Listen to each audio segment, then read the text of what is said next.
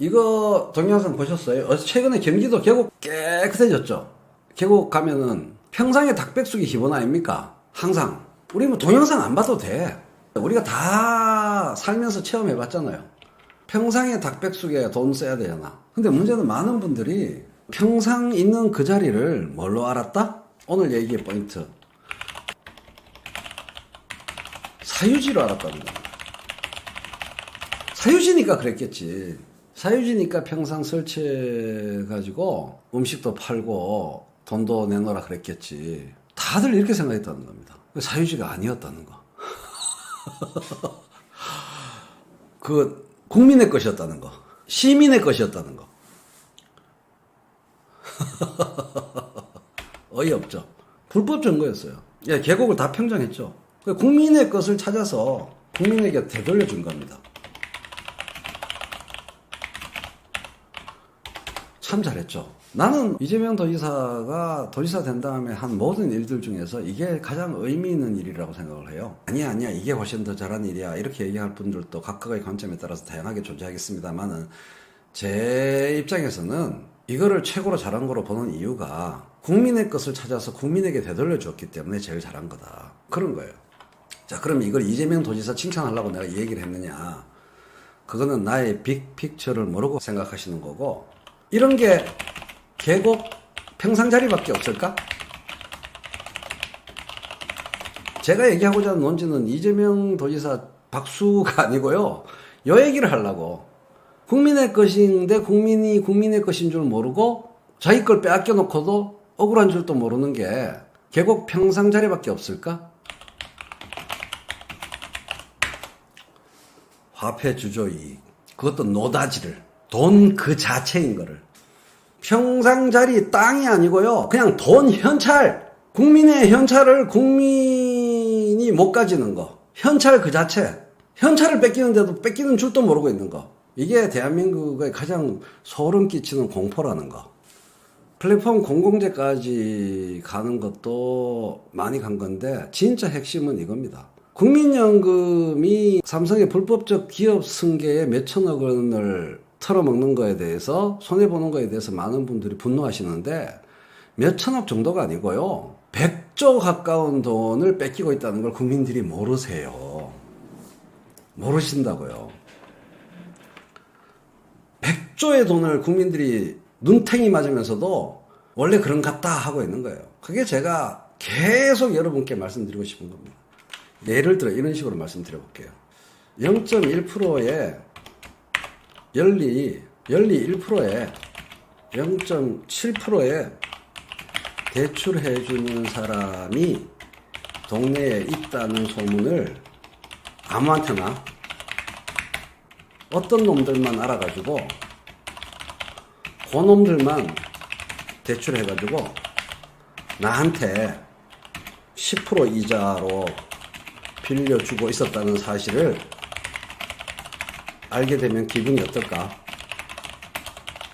요겁니다. 이게 대한민국이 돌아가는 질서인데요. 아무도 몰라. 0.7%에 대출되는 돈이 어마어마한 돈을 어떤 놈들이 그걸 0.7%에 대출을 해가지고 나한테 돈 빌려주는 거야. 0.7%에 빌려가지고 10%로 일부 이자로 나한테 돈을 빌려주는 거야. 이게 대한민국에서 매일같이 벌어지고 있는 일인데요.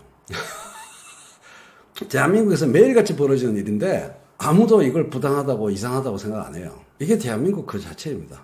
서울대 경제학과를 나와서 하는 일이 골프입니다. 그게 하는 노동시간에 아마 가장 많은 비중을 차지할 거야. 월급쟁이죠, 월급쟁이. 골프를 왜 칠까? 골프를 왜 칠까? 허블나게. 일요일마다 그럼 골프 치는 거야.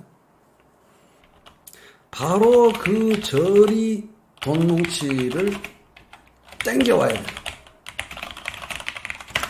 보는 놈이 임자거든. 바로 그 저리에 국가 언저리에 돈을 땡겨오는 경쟁을 하는 거예요. 완전히 돈 놓고 돈 먹게요. 이른바 제3금융권에서 소액 그 사채 대부업체에서 일을 하거든.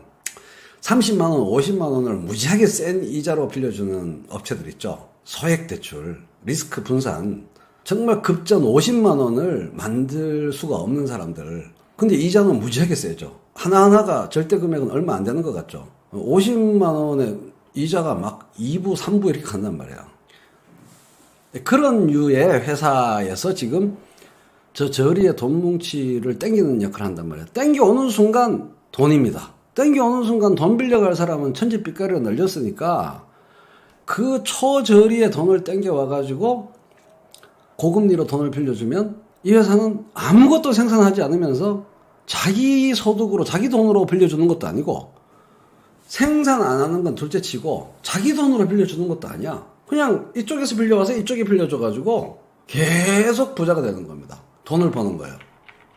엄청나죠? 그게 현실입니다. 그런데 그게 그 대부 업체에만 해당하는 이야기일까요?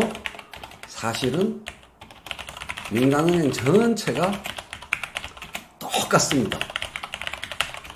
민간은행 그게 대부업자고 나쁘다 이렇게 생각하실 텐데 민간은행 전체가 다 똑같은 구조예요. 민간은행 전체가 다 똑같은 구조입니다. 다를 게 하나도 없어요. 민간은행은 더 심한 거죠, 사실은. 골프도 안 치고 돈 받으니까. 골프도 안 치고 돈을 받는 거예요. 근데 이게 우리나라에만 해당되냐? 미국도 이렇고 일본도 이래요. 예. 전 세계 자본주의 국가는 다 그래요. 전 세계가 그래요. 분노가 치밀죠. 분노와 무력감이 동시에 아마 생기실 겁니다. 그 평상 넣는 자리가 사유지라고 오해하는 거랑 똑같아요. 중앙은행에서 민간은행에 돈을 빌려주잖아요. 예? 중앙은행에서 민간은행으로 돈을 빌려주는 저 화살표에 개입할 생각을 안 해요, 우리는. 은행 사이의 일이니까. 맞습니까? 저게 우리가 가타부타, 감나라, 배나라 할 화살표라고 생각을 했어요? 안 했어요? 한 번도 생각해 본 적이 없죠. 한국은행이 기준금리를 내리는 순간 여기에 돈이 생기는 겁니다. 이해되셨죠? 아주 쉽게 얘기하면 한국은행이 기준금리를 내리는 순간 저기에 돈이 생기는 거예요. 민간은행에 가는 돈. 그러니까 아주 쉽게 얘기해서 중앙은행이 기준금리를 인하한다는 말은 시중 통화량의 증대죠. 맞습니까? 요 두 개의 함수관계. 맞죠? 중앙은행이 기준금리를 0.75%에서 0.5%로 내리는 순간 시중에 돈의 양이 늘어나 안 늘어나? 돈의 양이 늘어나 안 늘어나? 빨리. 기준금리 인하란 시중에 돈이 늘어난다는 거죠. 시중에 돈이 늘어난다. 그럼 그 돈은 어디서 나왔다는 얘기입니까? 이걸 한번 생각해 보면 돼요. 돈 늘어났다는 건 이제 다 인정하고 이해하셨죠? 돈이 늘어났다는 건 다 이해하셨죠? 100이 120이 됐다는 얘기 아니야. 그럼 그 20은 어디서 온 거야? 그 20은 어디서 온 거야? 중앙은행에서 온 거죠. 한국은행에서 온 거죠. 세금 아니에요. 김정군이. 다 세금 국민의 거죠. 직접적으로 그렇지 않아요.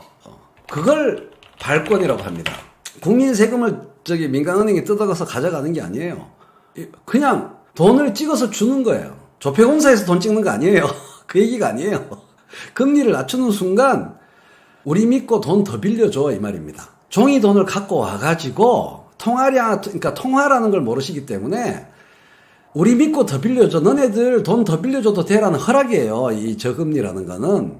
민간은행이 우리한테 발목 묶이지 말고 시중에 니네들 대출하고 이만큼 더 대출해줘 이 말입니다. 그냥 숫자예요, 숫자. 종이 돈을 더 찍는 게 아니에요. 종이 돈을 더 찍어서 돈을 주는 게 아니에요. 숫자를 찍어주는 거예요. 신용을 공유한다는 게 그런 겁니다. 몽땅 우리가 만지는 몇 원이라고 우리가 말하는 돈은 다 빚입니다. 빚. 우리가 만지는 돈은 전체의 3%밖에 안 될 거예요, 아마. 전체 통화량에. 우리가 지금 지갑에서 종이로 만지는 돈 있잖아요. 나머지는 그냥 전산에서 돌아다니는 숫자예요. 본원통화라고 하죠. 그거를 주는 게 아니고 민간은행에 신용을 주는 거예요, 신용을. 그걸 발권이라고 해요. 그게 지금 그것도 돈이에요. 자, 그러면 문제는 중앙은행의 발권의 이익을 잠자고 있는 돈이 아니고 발권의 이익을 누가 다 누려요? 이것만 답하면 돼요. 발권의 이익을 누가 다 누려요? 시중 통화량이 확 늘었다는 말은 시중에 제공되는 대출이 늘었다 이 말입니다. 대출 사건과 대출 금액이 늘어났다 이 말이에요. 통화량의 증대라는 거를 종이 돈이 막 태산처럼 넘치는 걸 생각하는데 그게 아니고 통화량의 증대란 가만히 본게니까가 뭐야? 가만히 보니까 대출 건수와 대출 금액이 증대했다는 거예요. 대한민국이라는 땅 안에서 벌어지는 대출 사건이 무지무지하게 많아졌고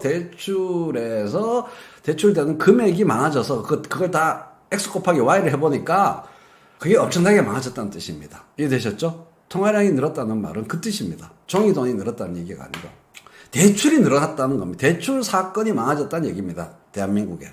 그러면 대출 사건이 많아지면 이게 중앙은행의 발권에 의해서 발생한 일인데 누가 가져요? 이 발권의 이익을.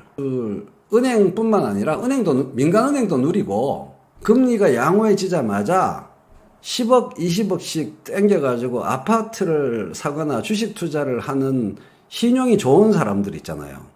마음만 먹으면 은행에서 얼마든지 대출을 할 수 있는 사람이요. 여러분 주변에 있는 사람들이요. 민간은행은 이자 소득을 누리고 시중은행, 민간은행은 당연히 대출 금액이 늘어나니까 이자 소득이 늘고 그들한테서 대출 해가는 사람들이요. 기업이 대출 못 해갑니다. 수이님. 지금 발생하고 있는 상황의 고약함은요. 기업이 대출을 안 해가요. 미쳤습니까? 생산하는 업체, 대기업이든 중기업이든 기업은 생산하는 곳이잖아요. 생산하는 곳은 대출을 안 해가요. 이렇게 경기가 위축되어 있는데요. 자산 투자자들만 대출을 합니다. 지금 상황이 최근 몇 개월간 벌어진 일이 자산 투자자들 아무것도 생산하지 않고 리스크 있는 거 말고 아파트 부동산 투자하는 사람들 이해되셨죠? 이제 다시 외국으로. 이게 우리나라에서 처음 벌어진 일이 아니고 지금 올해 봄에 벌어진, 지금 그래서 우리나라 부동산 가격이 오른 거고요. 이게 2008년 이후에 미국과 일본에서 벌어진 일입니다. 우리나라에서 올봄에 벌어진 일을 이 정도 사이즈로 제가 말씀드리는 게 아니에요. 미국과 일본에서 벌어진 일들입니다. 어마어마한 규모, 우리나라 이 정도는 비교도 안 되고요. 어마어마하게 발권됐어요. 미국과 일본에서. 중앙은행이 신용을 막 풀었다고요. 그걸 어마어마하게 풀려난 돈이 어디로 갔냐? 누구한테 갔다? 은행을 통해서, 민간은행을 통해서 항상 민간은행을 통해서 나갑니다. 이 돈이 풀리는 수도꼭지가 어디라고요? 중앙은행이 발권을 하는데, 중앙은행이 피 흘린다고 생각해. 그냥 피를 지지 흘리는데 그 피가 나가는 통로가 오로지, 어디라고요? 오로지 민간은행이라고요. 수도 꼭지가, 포시트가. 대출이 이루어지는 곳이니까요. 민간은행을 통해서 자산가들에게 흘러간 겁니다. 그래서 주식과 부동산 가격이 다시 급등. 전 세계 부동산 가격이 벤치마크님 오늘 처음 오시는 분인 것 같은데 앞으로 제이노 TV에서 3개월 정도 떼 빼고 광내셔야 될 것 같아요. 제가 딱 보니까. 유태인 나오는 거 보니까 인터넷 돌아다니시면서 그동안 고생 많이 하셨네요. 제가 보니까 인터넷 이런저런 커뮤니티 블로그 유튜브 돌아다니면서 고생 많이 하셨네요. 우리 브랜치 식스 파크님. 여기서 온천에서 물 푹 담그고 그 찌든 때 쭉 빼시고 한 3개월 꼬박꼬박 출근 동장 찍어보세요. 그래서 이게 바로 이런 과정 속에서 재밌는 미술, 폴락이라고 제가 미술 강의했잖아요. 그런 과정 때문에 세계에서 돈 놓고 돈 먹기가 벌어지는 건데요. 바로 그런 과정 때문에 이런 가로 세로 몇 미터 되는 2, 3미터 되는 나무 판때기 합판에 저렇게 물감 찍찍 뿌린 게 4,500억입니다. 저게 잭슨 폴락의 저 작품이 세계에서 제일 비싼 거예요. 4,500억쯤 될 거예요 아마. 어마하죠? 4,800억 원이네요. 4억 5천만 달러. 4억 5천만 달러. 그러니까 4,800억 원 정도 됩니다. 장난 아니죠? 저 가격의 기준이 뭔데? 가격이란 건요, 무엇에 의해 결정되는 겁니까? 가격은 무엇에 의해 결정됩니까? 아, 경제학 강의 참 생동감이 있어. 나처럼 경제학 강의 하는 사람 없어.